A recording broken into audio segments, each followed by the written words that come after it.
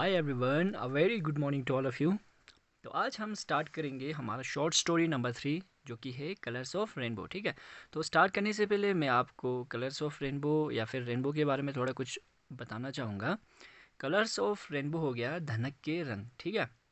Rainbow को जो है उर्दू में धनक कहा जाता है, और कलर हो गया रंग, तो धनक के रंग। हिंदी में अगर कहा जाए तो इंद्रधनुष कहते हैं इसे। ठीक है।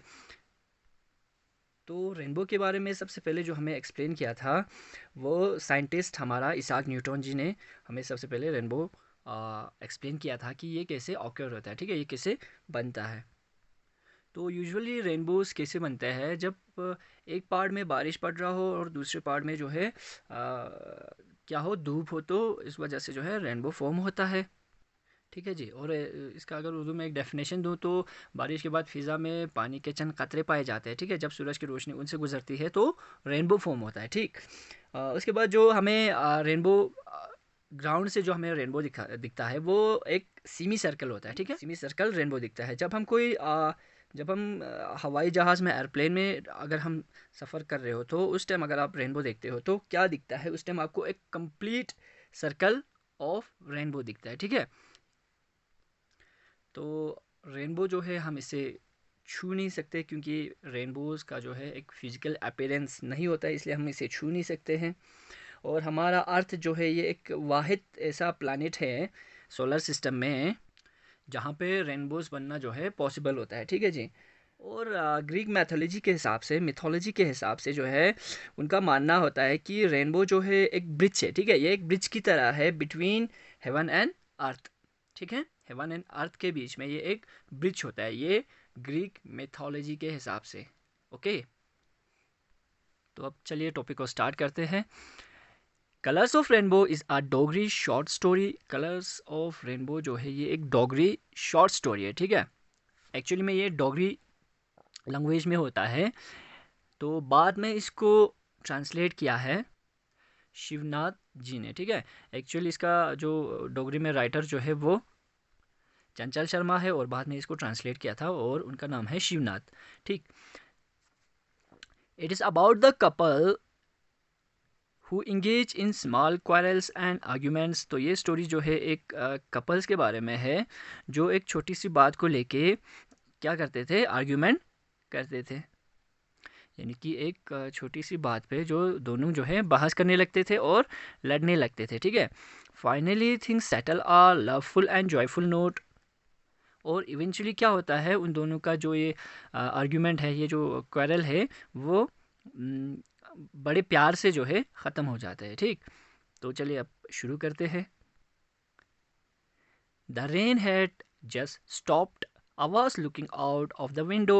Occasionally, a drop of water fell from the awning of the window. तो नरेटर जो है हमसे कह रहा है कि बारिश जो है थम चुका था, और नरेटर जो है वो अपनी विंडो से बाहर झांक कर देख रहे थे।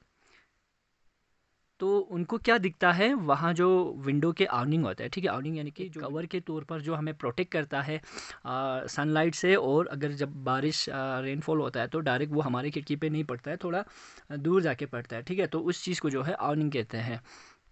तो नैटर वहाँ पे आवनिंग से, विंडो आवनिंग से जो है बारिश के कतरे, रेन ड्रॉप जो है गिरते हुए देखते हैं। The clouds had cleared and the sun had also come out.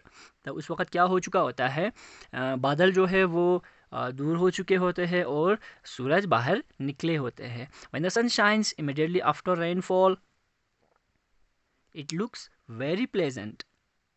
जब बारिश के बाद सूरज जो है फिर से चमकना शुरू करते हैं, तो वो जो नज़ारा होता है बहुत ही खूबसूरत एक नज़ारा होता है, क्योंकि वही वक्त होता है जब रेनबो फॉर्म होता है। तो नरेटर कह रहा है ये एक बहुत ही खुशगवार वक़्त होता है, बहुत ही खूबसूरत मंज़र होता है कि उस टाइम जो है हमें रेनबोज़ दिख जाते हैं। ठीक।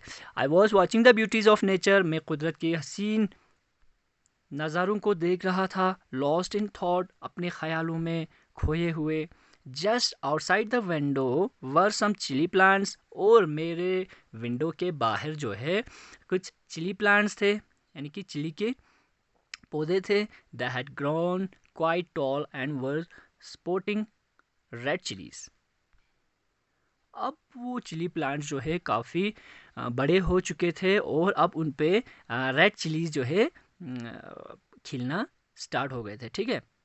अब वहाँ पे रेड चिलीज़ जो है ग्रो हुए थे। Drops of water were dripping sliding down the plants. और मैं जब उस प्लांट को और गौर से देखता हूँ तो मुझे क्या दिखता है, उस प्लांट से बारिश के कतरे जो है टपक रहे हैं, फिसलते हुए टपक रहे हैं। All my attention was centred on the rain drops. और मैं बड़े गौर से उन रेन ड्रॉप्स को जो प्लांट से नीचे स्लाइड होते हुए टपक रहे थे, ठीक है, मैं उनको देख रहा था बिल्कुल फोकस देके। ये हमसे नरेटर कह रहे हैं, ठीक है। A light breeze was blowing outside. बाहर जो है हल्की हल्की हवा चल रही थी। I wrapped the bedsheet around me tightly while sitting on the cot. तो जैसे हल्की हल्की हवा चल रही थी तो इस वजह से मैंने अपने आप को एक बेडशीट में लपेट लिया था, ठीक है। लपेट लिया था, रैप हो गया, लपेटना, अपने आप को किसी चीज़ से ढकना या फिर किसी चीज़ को जैसे हम रैप करते हैं ना, ठीक है,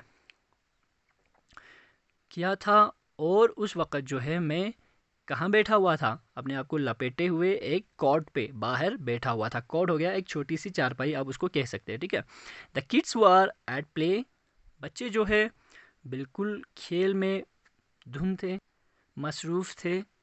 going out and coming in. और खेलते हुए वो कभी बाहर जा रहे थे, कभी अंदर आ रहे थे। They were making a lot of noise but I was more or less oblivious to it. और खेलते वक्त वो बहुत ही ज़्यादा शोर कर रहे थे, कभी अंदर जा रहे थे, कभी बाहर निकल रहे थे, लेकिन मैं उनकी इन हरकतों से, इन शोर से जो है अनअवेयर था। मुझे कोई फ़र्क नहीं पड़ रहा था, मैं वाकिफ़ ही नहीं था, मुझ पर कोई असर नहीं पड़ रहा था, ठीक है, क्योंकि मैं अपने ख्यालों में खो चुका था, ठीक है, या फिर खोया हुआ था, ठीक है। The chilli plants were dancing in the breeze and water drops were falling from them. और मैं जब उनको गौर से देखता हूँ तो हल्की हल्की हवा जब चलती है तो चिली प्लांट्स जो है यूं हिलने लगती है, ऐसा लग रहा है कि वो बाहर नाच रही है, ठीक है। और जो उनके ऊपर बारिश के कतरे, ठीक है, बारिश के ड्रॉप्स जो पड़े हुए थे वो जो है अब नीचे गिर रहे हैं, क्योंकि हवा की वजह से वो प्लांट जो है हिल रहे हैं, तो वहाँ से स्लाइड होके नीचे वो रेन ड्रॉप्स जो है, पानी के कतरे नीचे गिर रहे हैं। Small patches of clouds were moving to and fro in the sky.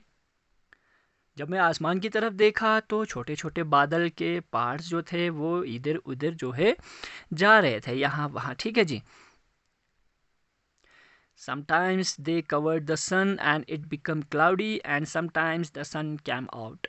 तो क्या होता है, जैसे ही हवा में आसमान की तरफ देखता हूँ बादल यहाँ वहाँ जा रहे हैं, ठीक है, आगे पीछे, मतलब बादल हवा में आसमान में घूम रहे हैं, ठीक है। तो कभी वो बादल जो है सूरज के सामने आके सूरज को ढक लेते थे, तो कभी वो वहाँ से दूर होके फिर से सूरज की रोशनी जो है निकलने लगते थे। तो नैरेटर जो है इन सारे कुदरत की हसीन लम्हों को, इन कुदरत की खूबसूरत मंज़र को फील कर रहे थे, ठीक है जी, और अपने ख़यालों में जो है खो गए थे, ठीक। क्योंकि हमने पढ़ा कि बच्चे वहाँ पे खेल रहे हैं, घर से अंदर आ रहे हैं, अंदर से बाहर जा रहे हैं, बहुत सारी शोर कर रहे हैं, तो इसका जो है नैरेटिव के ऊपर कोई असर भी नहीं पड़ रहा है, क्योंकि वो पूरी तरह से अपने ख्यालों में खो चुका था, कुदरत के इन हसीन नज़ारों को देखते हुए खो चुका था, ठीक है। तो आज के लिए इतना ही। अभी तक जो हमने पढ़ा उसको मैं आपको एक बार उसका ट्रांसलेट कर लेता हूँ। बारिश जो है थम चुका था, ठीक है, और नैरेटर जो है अपनी खिड़की से बाहर देख रहे थे, तो देखते वक्त उनको अपनी खिड़की के आवनिंग से बारिश के कतरे जो है गिरते हुए वो देखते हैं, ठीक है।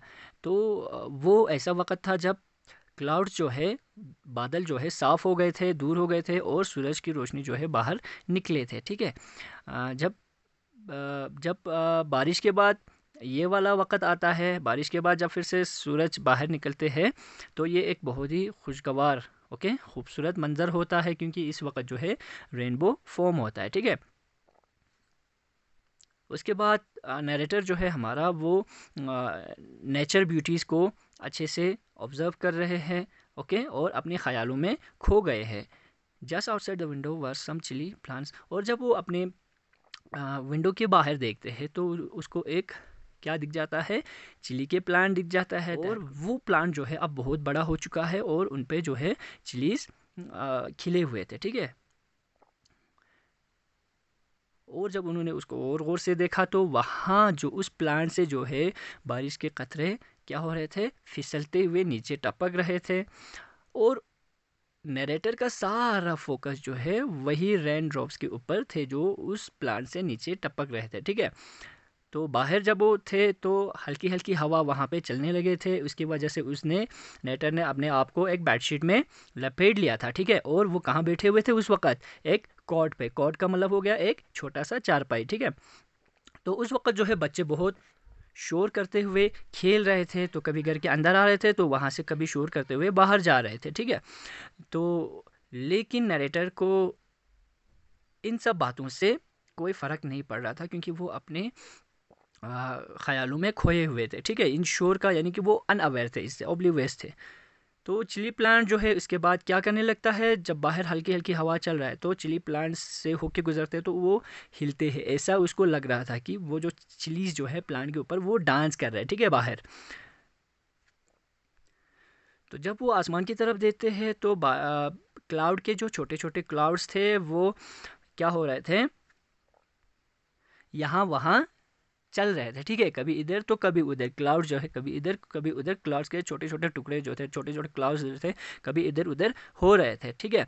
कभी क्या करता है वो सूरज के सामने आके सूरज की रोशनी को क्या करते हैं, रोक लेते थे, जिसकी वजह से क्लाउडी हो जाता था। और कभी वो वहाँ से हट के दूर चले जाते थे तो वापस जो है सूरज बाहर निकल आते थे। तो इस तरह से हो रहा था, ठीक है। तो आज के लिए इतना ही, कल हम यहाँ से आगे स्टार्ट करेंगे। होपफुली आप लोगों को अच्छे से समझ आया होगा। Thank you so much.